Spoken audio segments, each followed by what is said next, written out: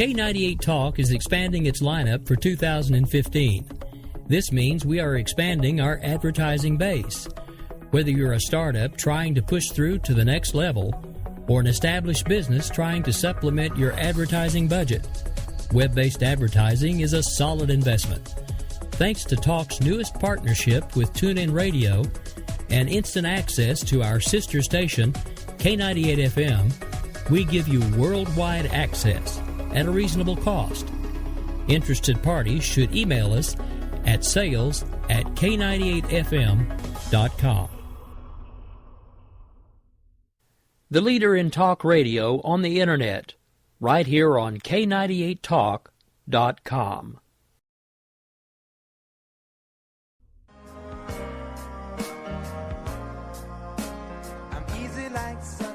Wondering why you're up early with us on a Sunday morning making a cocktail? News lately got you drinking? Hungover from the mainstream media by Sunday? We are, and we got you covered. We sure do. We got your hangover cure for those weekly news blues. So sit back, top off your mimosa, and add some Baileys to that coffee. Take a match to your copy of the New York Times. Light, funny, and oh yeah, news with booze. And a lot of laughter. Welcome to Bloody Marys and Broadsheets. Good Sunday morning, everybody. Happy June 7th. This is Stacey, and today with me I have a substitute co-host, Mr. Rick Robinson, who also happens to be the station manager for the K98 platform. Welcome, Rick. Yes, ma'am. Good morning. How are you? And let's just call it like it is. I'm not substituting. I'm slubstituting. Slubstituting, right. So, we don't have all of our maybe usual sound effects today. We've got a little bit of fun going on. We're going to be talking here in just a few minutes to Stephani Scruggs, who is an activist with the Coalition for a Strong America, working on TPA down in D.C. We'll bring her on in just a few. And then a little bit later in the show, we're going to talk Rubio traffic tickets, Hillary now not being maybe quite so inevitable, and some more delusional stuff from Mr. Obama. So, he had quite a delusional week when we get right down to it. So it should be a lot of fun. Anyway, great weekend so far. You can tell it's summer, Rick. I am going like pretty much 24 hours a day from Friday through Sunday. So it's going to be a busy, busy summer. How about you? About the same. But pretty much I go 24/7, so it's not really anything too different. It's just now there's even more to cram in on the weekends. Yay! Exactly. And speaking of weekends, do you know what it's time for? Yes, ma'am, I do. Here we go.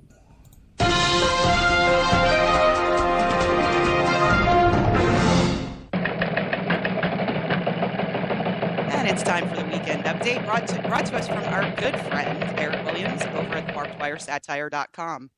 So the news this week.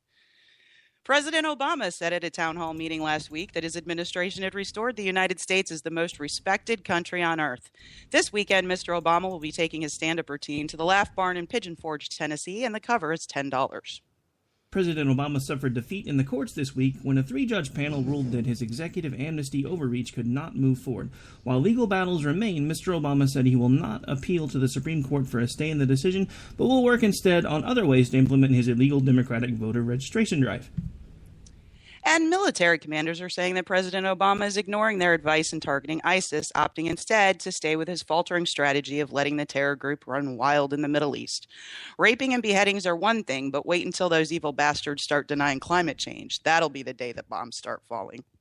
President Obama is urging Congress to extend parts of the Patriot Act that are set to expire. The president is fighting to keep the lone wolf provision, even though it's never been used to successfully stop a terror attack. Hey, Mr. Obama, if you want to locate all the lone wolves out there, just hold Muhammad drawing contests everywhere. There you go. They come out of the woodwork. Now that the Run, Warren, Run movement has stopped running, some New Yorkers who are worried about Clinton scandals are urging former New York City Mayor Michael Bloomberg to get in the presidential race as a challenger to Hillary. Supposedly, Michael can't stand Hillary, to which we say, go to the end of the line.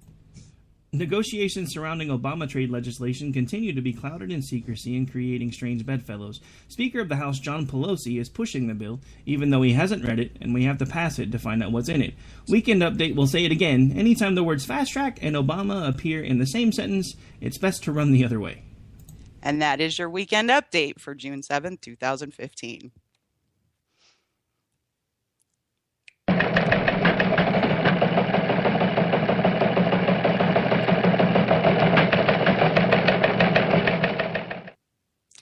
And as promised, we have Stephani Scruggs on the line. Stephani is the co-chair of the Congressional Education Committee for Coalition for a Strong America. If you want to check out Stephani and a whole host of great conservative voices and ideas and information, you can go to coalitionforastrongamerica.com.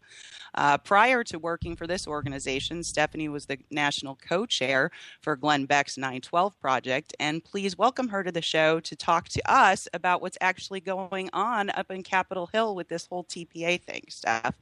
We actually reviewed your primer and some other press on it on our show on Thursday. And one of the most interesting things to me is when I'm reading what the TPA actually entails, I can't find a conservative case for it anywhere. So if you espouse conservative principles, how could you support the complete abdication of constitutional responsibilities by Congress? You really can't. And thanks for having me on. Happy Sunday, everybody. But you're right, you really can't. Unfortunately, there's like this knee-jerk reaction where, you know, when some Republicans hear free trade, they're like, oh, I'm all for free trade. I got to do this.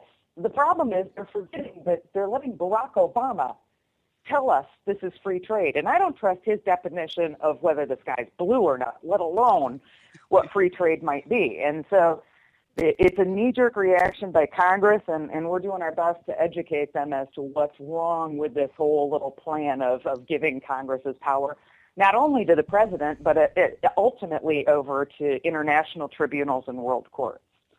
Can you explain that concept just a little bit more in terms of how that works within the TPA or within the total context of the Trans-Pacific Trade Partnership? Because I'm not sure people really understand how much American sovereignty could potentially go away if this legislation passes.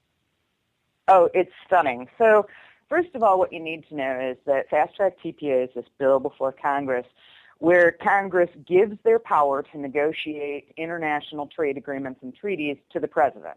Now, Article 1, Section 8, Clause 3 of the United States Constitution says that Congress has that power to conduct international trade negotiations. Paul Ryan apparently didn't read that part because he's busy running around trying to convince everyone that the only way Congress can have power is by giving away their power to the president. So that's, Paul's a little lost.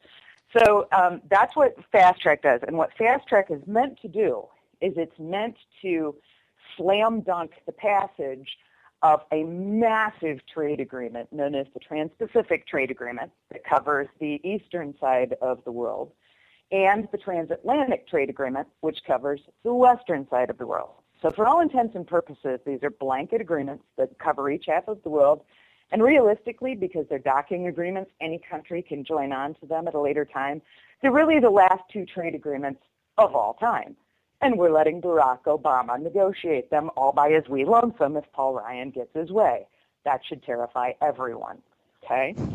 So what happens in these, though, what's really detrimental in these bills is not only is Congress giving away their power to the president, they are also giving away their power to object to any of the rules and regulations that the president imposes after the trade agreement has been signed, right? So when you sign a trade agreement, there's all this implementing legislation and regulations that come with it, right? Mm-hmm. Well, if they pass Fast Track, they don't get to object to that implementing regulations whatsoever.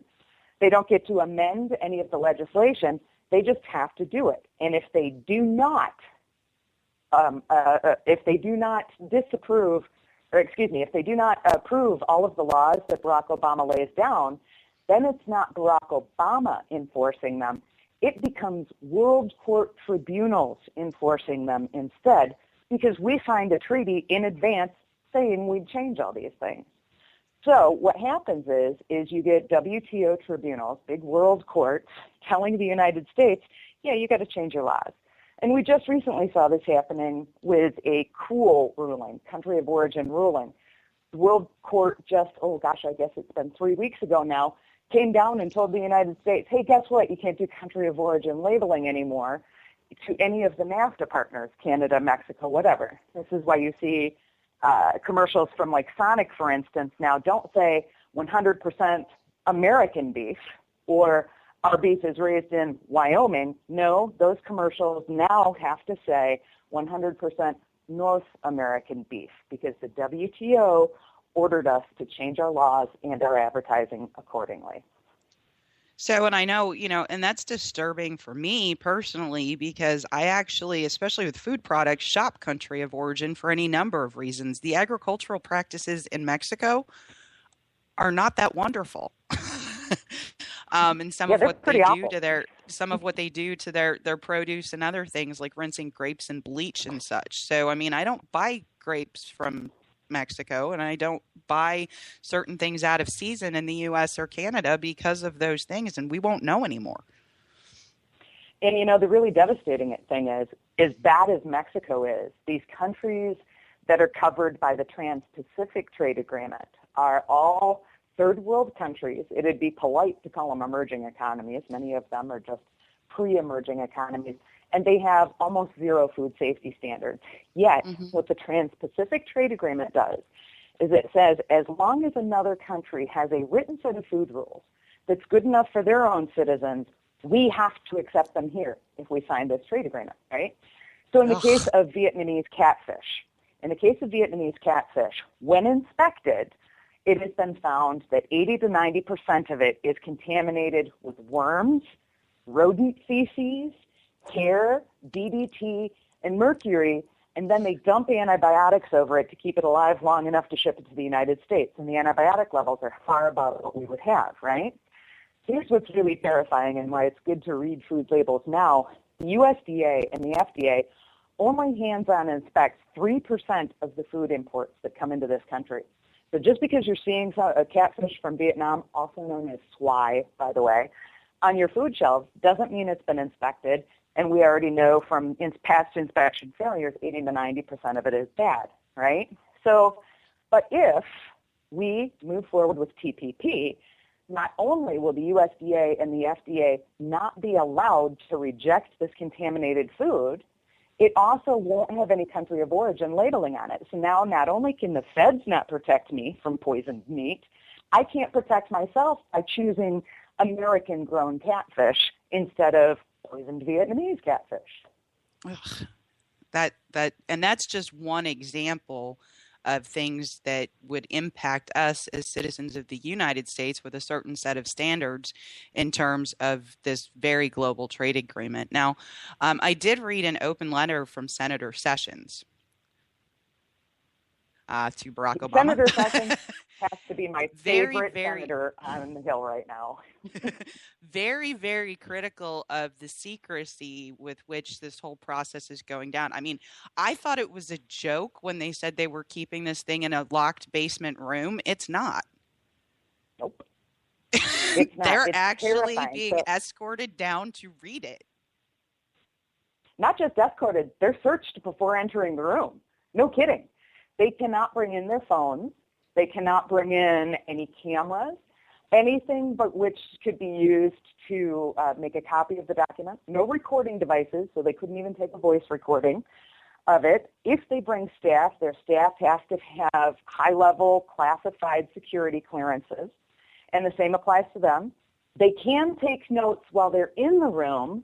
However, they have to leave those notes there, and they're searched upon exiting as well. No kidding. These are our congressmen and senators.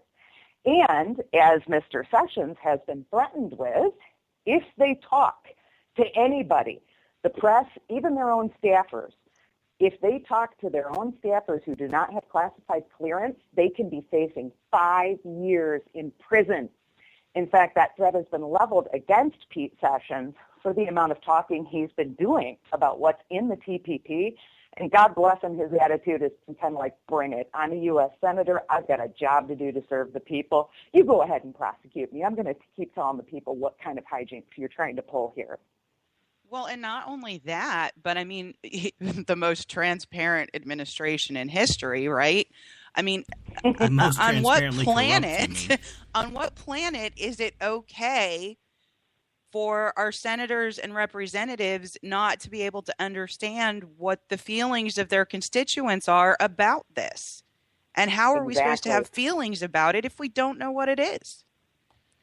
Exactly. You know, we met with another congressman, and this was equally stunning. This congressman had taken a junket to Japan and happened to mention to one of the Japanese diplomats, hey, how do you think the TPP negotiations are going? The diplomat told that congressman, I'm sorry, your president's USTR, your president's trade representatives have told me I am not allowed to discuss this with you or I'll be kicked out of the negotiations. Needless to say, the congressman's head about exploded. Again, I'm a U.S. congressman. And they've just been ordered not to talk to him about it. It's stunning. Now, keep in mind, because it gets hard to go back and forth between fast-track TPA and what's in the TPP. Fast-track TPA is meant to ensure that the Trans-Pacific Trade Agreement gets slam-dunk passed, both in the Senate and the House. And that's how these things are related. Well, wait a minute. How can you decide whether to give something an easy pass if you don't know what's going to be in that something? And that's exactly what John Boehner and Paul Ryan and Barack Obama are asking Congress to do right now. Let's just give the authority to go ahead and pass this thing. We know you haven't read it. You don't really need to know what's in it. Just look the other way, pass fast track so we can pass Trans-Pacific Trade Agreement, this giant secret agreement. It's insane. Well, and with that, there's, rumblings. If you take a look at what is purported or assumed, maybe is the right word, because there is so much secrecy about it. The Trans-Pacific Partnership, the actual agreement on trade, is a lot less about trade than it is about regulations around things like labor, wages, climate change, a whole host of items that are key to the Obama and progressive agenda.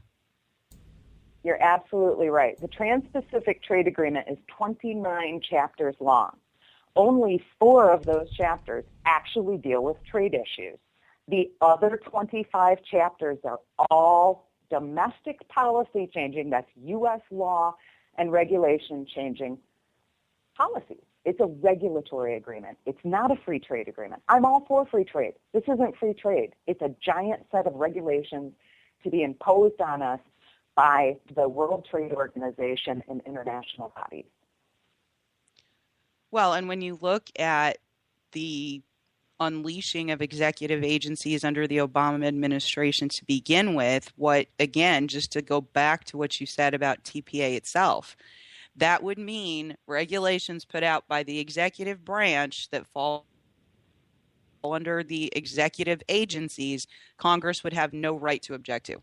They couldn't say, no, we're not going to do that. So you have the EPA, who currently put out regulations governing puddles, seriously, and has done all kinds of other things, including taking money from people for suspected violations, never proving the violation. You're going to have agencies like the IRS who targeted conservative groups unabashedly. So these executive agencies who've already proved they will act in a partisan way and will punish those who dissent are going to be given even more power to write regulation aligned with this. You're absolutely right. And Congress, because it's already signed off on the trade agreement, no future Congress will have the power to change those regulations or laws that were changed as part of the implementing legislation and implementing regulations that come down from the president after it's signed. I mean, Rick, what questions do you have for Stephani? Actually, I've kind of just been enthralled listening to you two. I'm just being honest. I've tried to keep up with this, and I thought I was doing a pretty good job. But there are things in here that I had no idea were going on, like the whole congressmen being escorted to a locked room in the basement to even go over it. And just, not much of a question, but more of an observation. I kind of get the impression this whole TPP thing is kind of a way to get us backdoored into this one world government that it seems like everybody seems like they're trying to push for, because we're basically abdicating all of our rights and responsibilities once this thing goes into effect, and it just seems crazy that anybody would want to do that.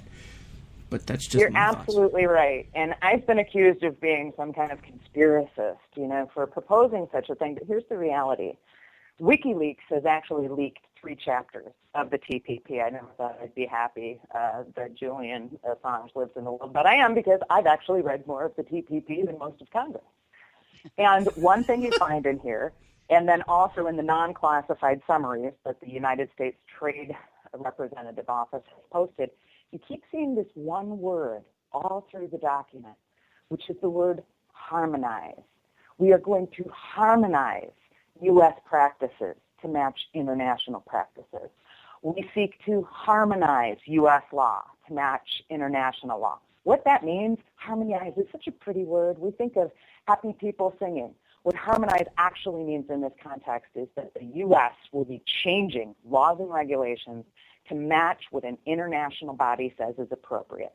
This absolutely ducks our Constitution, and it throws any chance at sovereignty we ever had of retaining right out the window. It's gone if we sign these types of trade agreements. Well, Stephanie, it's just about time for us to go into a quick break. Would you be willing to hang out for just a few more questions? Sure, I'd be happy to. Thank you. And we will be right back.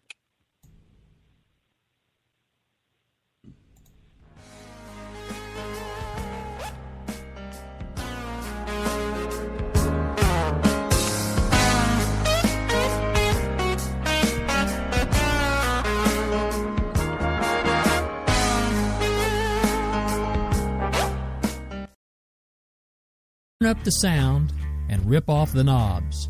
You're listening to K98Talk.com, the leader in Internet radio. Are you conservative in a world of liberal? Yep. Mm-hmm. Well, you're not alone. Hey, I'm Daniel Stafford, host of the Stafford Voice, and I'd like to invite you to tune in each Monday, 10 p.m. Eastern, where I'll break down the events of the week, and together we'll learn about how they affect you. So, sit back and get ready for the good, the bad, and the ugly of talk radio right here on K98 Talk. Our military service members volunteer to protect us in the most dangerous places around the world. They step up. And when they are severely ill or injured, returning to their families is only the beginning of their long road home. Beyond all the hospitals and doctors and surgeries they need just to survive, they also deserve whatever they need to truly live. All the in-home care and day-to-day help they need to live independently, on their own terms. Wounded Warrior Project long-term support programs were established to provide these brave men and women whatever they need to continue their fight for independence, at no cost, for life. So many of them need us, and it's time for a grateful nation to step up. Find out how you can do your part at findwwp.org.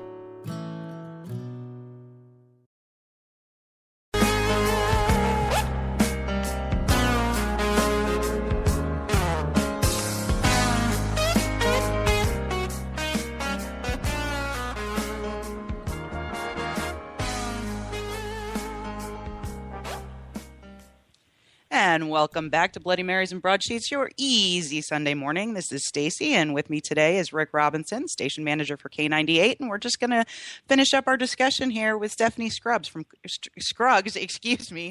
Coalition for Free America. Strong America. God, Strong America. Let me fix that. Coalition you need another Bloody Mary. StrongAmerica.com. Please go to her website. That would be the correct one.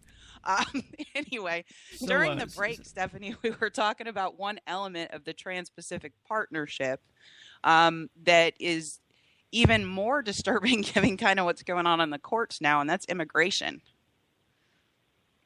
That's right. So the interesting thing about this, Chairman Paul Ryan, chairman of the House Ways and Means Committee, along with Senator Ted Cruz, released an op-ed about a month ago, trying basically to undo any of the progress that we've done in reaching Republicans on this.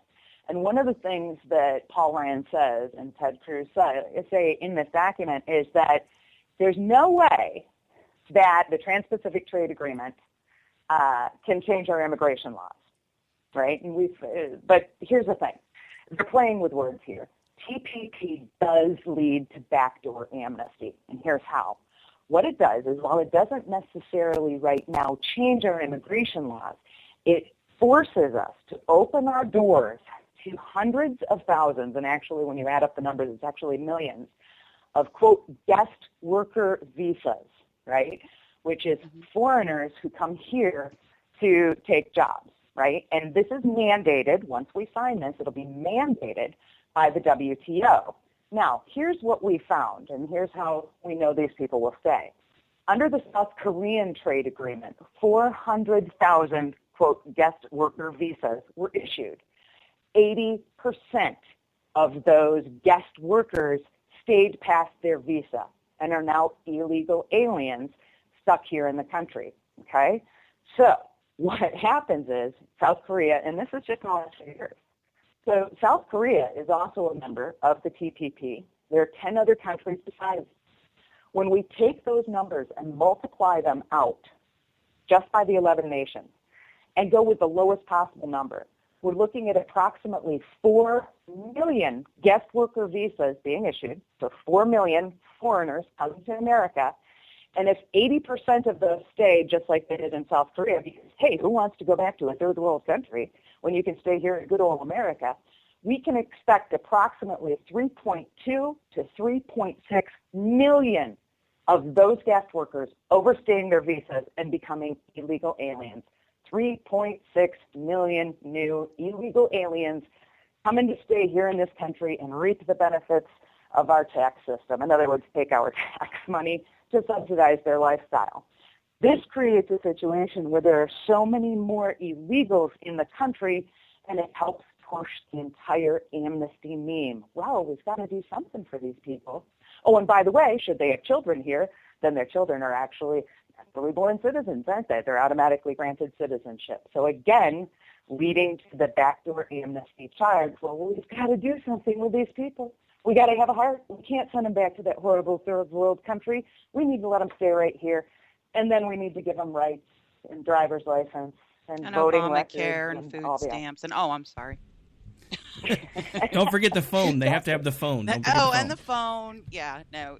Actually, one of the other guests we've had on, Michael Loftus, who does the Flipside Comedy Show, does a great piece on immigration that if it weren't so sad, it would be absolutely hysterical. But I mean, you have to laugh because of the way he phrases it. But when you look at the incentives for people to come here, they're nearly ridiculous. So I actually have no problems with open immigration if you fix entitlements first. But we're not going to do that in the current environment at all. No. And there's a national security element here as well, because the Trans-Pacific Trade Agreement is a docking agreement, which means that any country can dock onto it in the future without the United States approval. All it takes is 2/3 of the other trading partners to agree to let somebody in, right?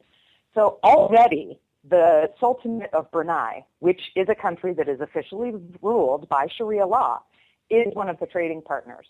Now, what happens after we sign this agreement and 2/3 of our trading partners decide Iran should be a trading partner? We not only won't be able to say no, we won't be able to get out of this agreement. And oh, by the way, we'd have to issue those guest worker visas to the Iranian people that the government of Iran wants to send here to America. That sounds like a brilliant idea. Wouldn't you agree? Oh, brilliant. But I mean, it's not just that. It completely strips the United Nations and the United States of America the ability in such cases where we see gross human rights violations and other things to impose economic sanctions from a diplomacy standpoint. You're absolutely right. And all Iran or Cuba, for that matter, would have to do to get around those sanctions is to apply to be a partner in one of these agreements and get the other 2/3 of countries to agree with them. China will be on the list. We all know that. It's not China containment by any stretch of the imagination. This administration, various members of it have invited China to join, and China has said they may have. But you bring up human rights, too. 8 of the 11 trading partners are on the State Department's bad guy list of human rights abuses. We saw last summer the Thai shrimp boats that were manned almost entirely by slave labor. A number of these countries are known perpetrators of the sex slave. It is not uncommon for 8 and 10-year-old little girls to be kidnapped from their homes in Singapore and sold to whorehouses and brothels. Are these the people we want to reward with our money and with our buying power? This is the largest consumer market in the entire world, right here in America.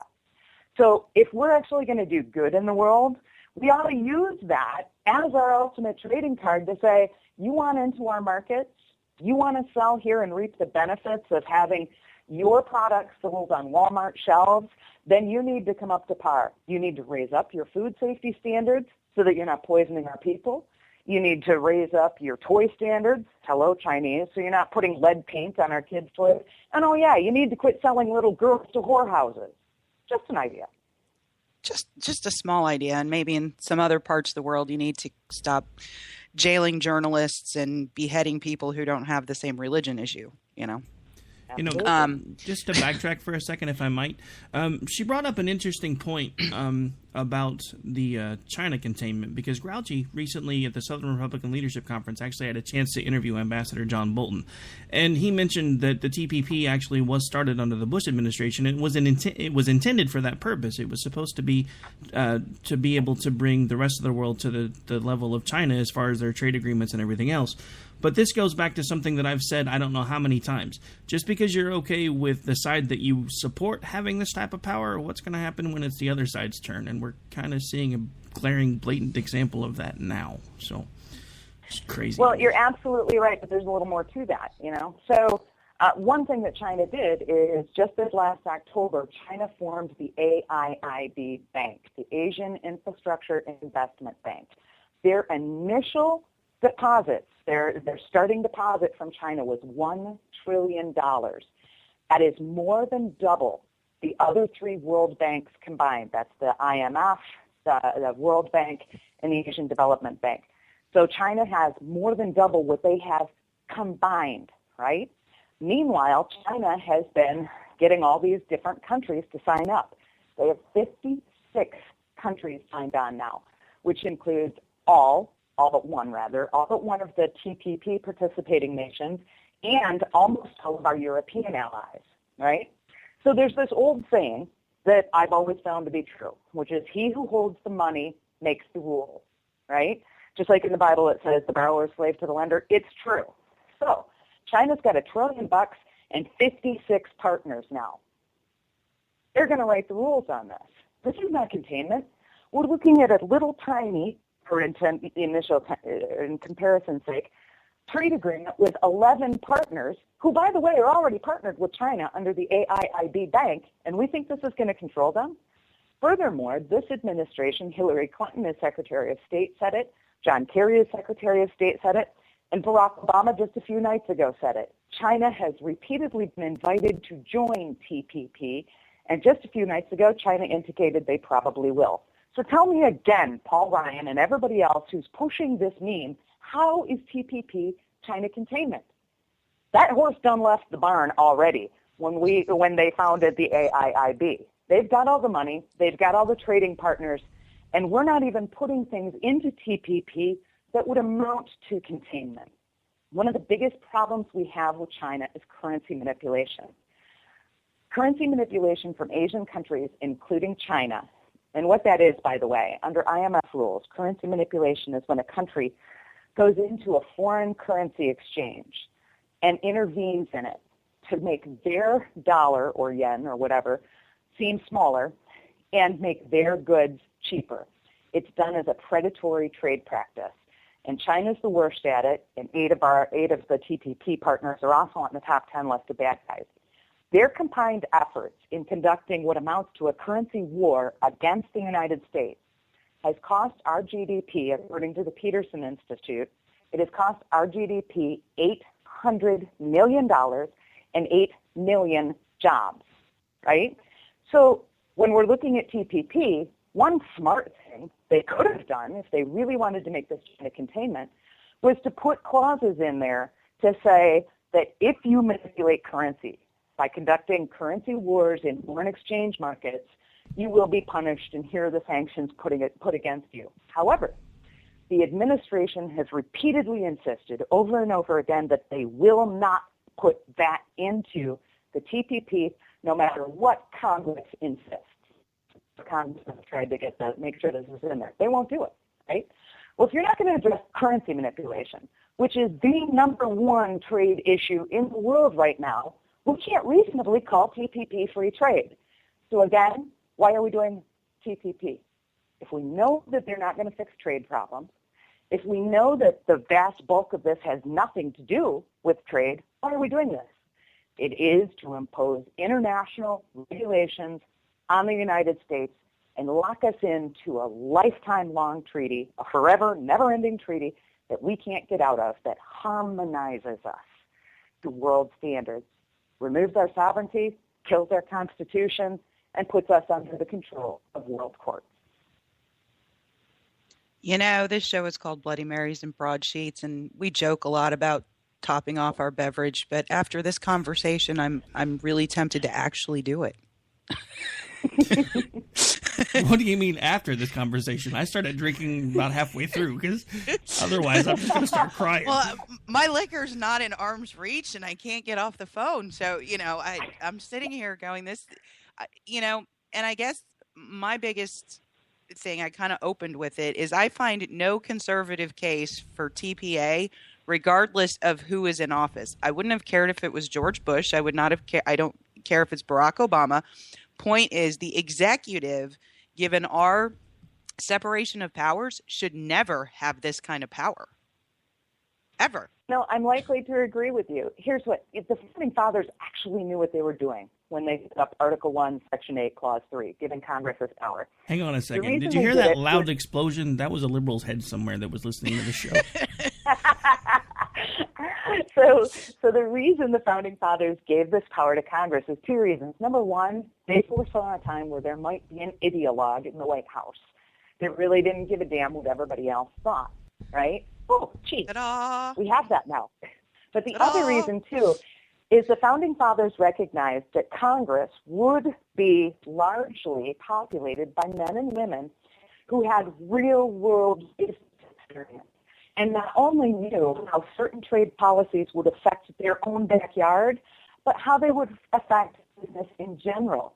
And you need those kind of experiences moving forward in any kind of business negotiation, particularly in international negotiation. The reason Japan keeps kicking our butts in these negotiations is because Japan's negotiators are not bureaucrats like ours. They are instead the vice presidents of Nippon Denso and Mitsubishi, guys who make billion-dollar deals every single day for a living. What do we have?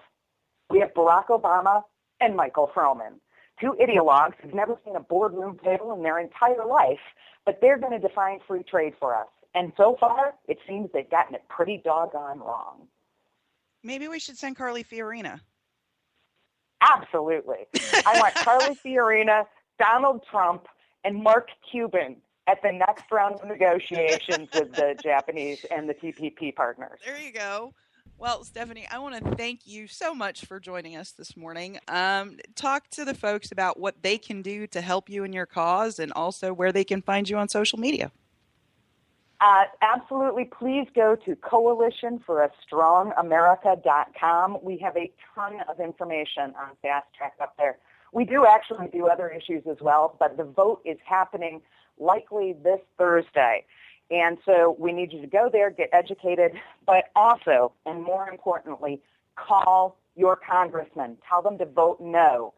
So you can do that by dialing 202-224-3121.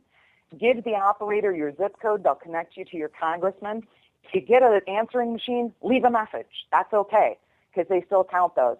Otherwise, you can go to house.gov, and in the upper right-hand corner, there's a enter your zip code, find your representative. You can send an email or leave a voicemail message or speak to a human being if you're lucky that way too. But it is imperative that you please call your representatives this week. Call them as much as you can, as often as you can. Tell your friends to call them.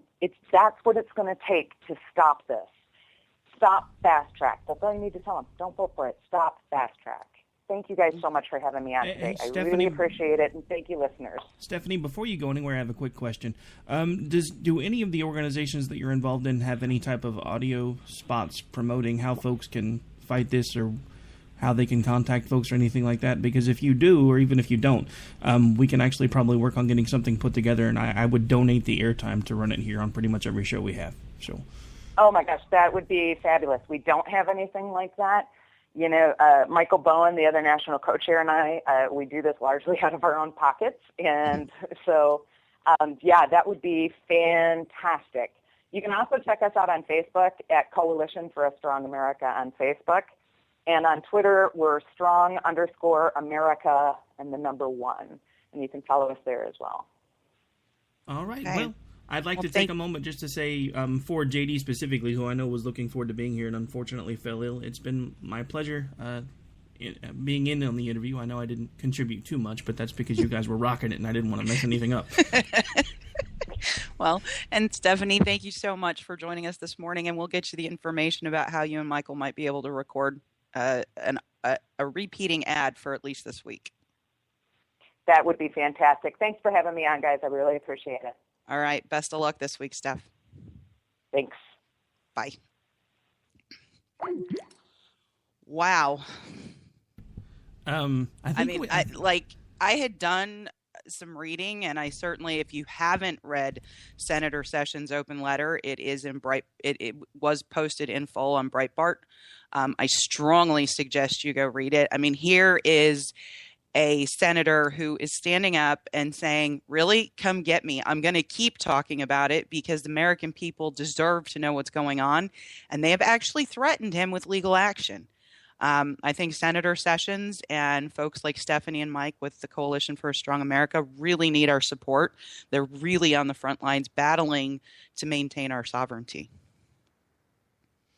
Yeah, you know, and because we have a wide variety of hosts, everybody's kind of been touching on CPP a little bit here and there, so I've done some research into it, but I had no idea how extensive it was, and the fact that it's basically another version of Obamacare, but it's even worse because now you have to go down, probably 30, 40 flights of stairs, go into some secret dark room somewhere.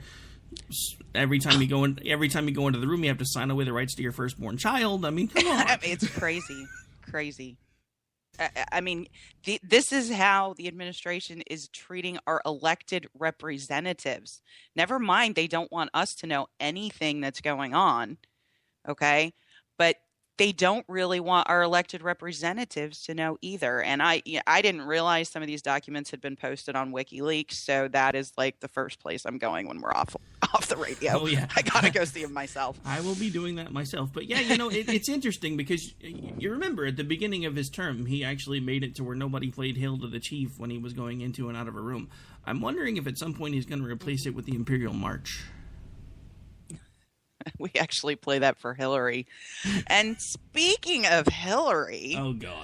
Oh, God. And maybe we shouldn't. You know... That's all right. I've already been drinking. We're good. Some interesting press on her this morning. Seriously. One of our favorite New York Times folks, and to me, this is amazing that this is showing up in the Times, actually put out an opinion called Hillary the Tormentor. And it says that the headline says, I'm with Hillary, but with H and ARY is crossed out, and it says I'm ill. It really goes whole hog into this feeling among the Democrats where they're furious with her, but they're almost determined to support her. Because A, she's a woman, and B, they're worried about the Supreme Court. So, I mean, it almost seems like logic be damned, don't evaluate a candidate based on their pros and cons, almost like we have to do this. But at the same time, these scandals and their just absolute inability to stay away from icky stuff is really making people on the left very, very tired. Well, yeah, I mean, think about it for a second. I mean, and I've said this on several different shows, but I'm just going to throw this out now. This is my primary reason, other than everything else that everybody thinks about, is the reason why I don't think Hillary's a good idea. Bill Clinton, alone with heads of states' wives. Because, you know, when she's negotiating and out of the country, he'll probably go with her. Normally what happens is the wives of heads of state go into one room and the heads of state do all the work in the other. Do you really want Bill Clinton alone with the wives of heads of state? Is this a good plan? I don't know. I'm thinking he probably will participate very little in her administration should she be elected. Well, he's going to have to. I mean, look at how, and pardon my language, but look at how pissed off she got when there was somebody, when she was Secretary of State, who asked her what her husband thought. Yeah. Yeah, I mean, that didn't go over well. Lead balloon. Right. You know, it was actually another opinion piece came out this morning by Dana Milbank, and it's called Clinton the Inauthentic. And it goes back to what JD and I were discussing on Thursday, which you weren't, you may have been listening to, where the left, like the entire Democratic Party has been dragged left, largely due to the run, Warren, run, and Hillary kind of having to defend to that. There's actually a fair amount of press and opinion pieces out there now saying Hillary can't really authentically address those progressive ideas after what's come out regarding the Clinton Foundation. I mean, almost any scandal you want to put up, including the FIFA one recently, okay, World Soccer, you can tie back to the Clinton Foundation. Yeah, I mean, they're just not good people. Can we just be honest? They're not good people. You know, they're terrible, terrible people. And you need to remind your friends over and over and over again. And JD's not there, so I'll say it. The piano leg thief cannot be in the White House. Not going to happen. So we've got to do a great job with our primary and get our people out and really, really at the polls. But, you know, to try to sway people to vote for Hillary, the New York Times did something this week that was absolutely ridiculous. Did you see it? Actually, I did get a chance to kind of look it over. So, yes, I have seen it, technically. Okay, you have seen it. Yes. Well, they decided to do a full-page expo on Mark Rubio's traffic tickets. So this is largely the paper that hawks itself as all the news that's fit to print does a full article on Mark Rubio's traffic tickets. But Mark Rubio's traffic tickets were not enough because his traffic tickets, he'd had 4 since 1997. Okay? So they went after the wife. So they went after the wife, who apparently has a little bit of a lead foot. And then had the gall to fight the tickets in court. So what I loved most about this story, Rick, if you're familiar at all with the Free Beacon, okay? The Free Beacon went out and looked at who had accessed Mark Rubio's traffic information in Florida. It was not the New York Times. It was a progressive activist organization and opposition research center called American Bridge. So American Bridge basically, best we can tell, handed this information over to the New York Times. And the New York Times printed it. Marched and printed it up, you know, because that's what good little liberals do.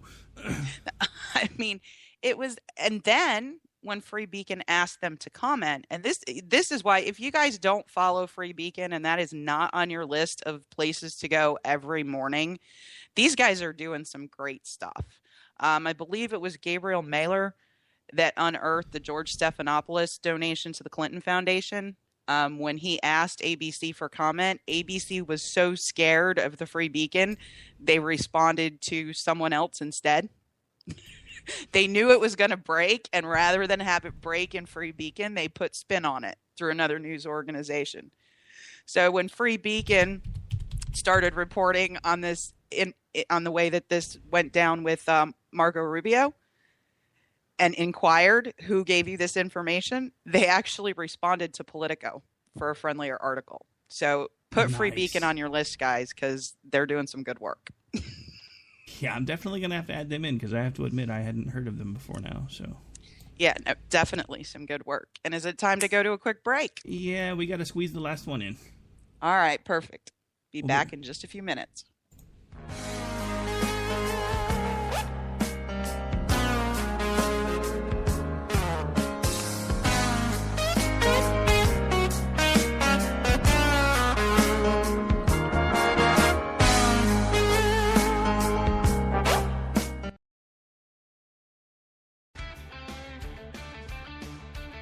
You have found the best place on the internet by tuning into K98talk.com, where it is our mission to broadcast the very best variety programming, giving you a balance of information from every angle and letting you decide.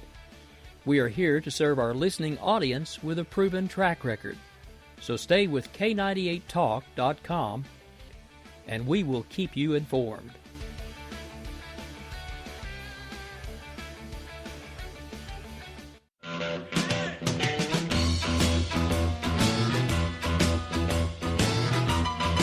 Red Nation Rising brings you Town Hall Radio. From a single tweet to 3 million a month, our community is a force to be reckoned with on social media. So don't miss our show, Thursdays, 8 p.m. Eastern on K98 Talk. Our chat room is our co-host, and you ask the question. Join us and be heard. So get ready to sound off on Red Nation Rising Radio. No one else is going to do it for you. There's a wild, wild whisper blowing in the wind, calling out my name like a long lost friend.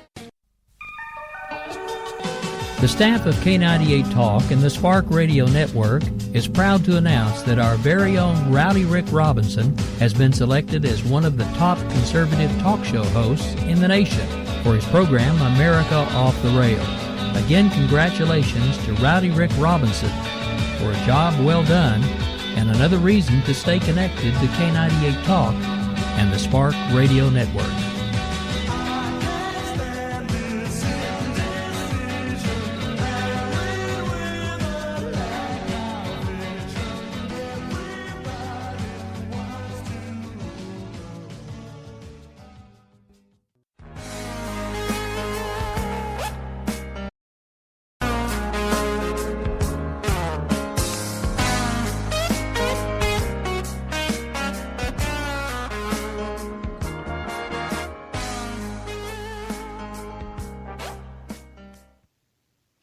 And that break did feature the newest member of the K98 Talk family, Red Nation Rising. They are on Thursday nights at 8, right after Rick and right before JD and I with Game On. So their format is interesting. I would encourage you guys to tune in. They've got some great guests, and they actually take questions from the chat room. So different format, and last week it seemed to go really well.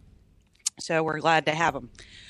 Just going to close out here with a couple of Obama delusions. How's that, Rick? Well, I mean, if his lips are moving, he's probably talking about a delusion. Just saying. So earlier this week, he put out a video that said he was not a divisive president, that his goal was to bring people together. And my comment was, well, he's not divisive as long as you're not white Christian or conservative or, whatever. There's a whole list of things he would like to cut out of the American culture. But I actually watched that and laughed out loud.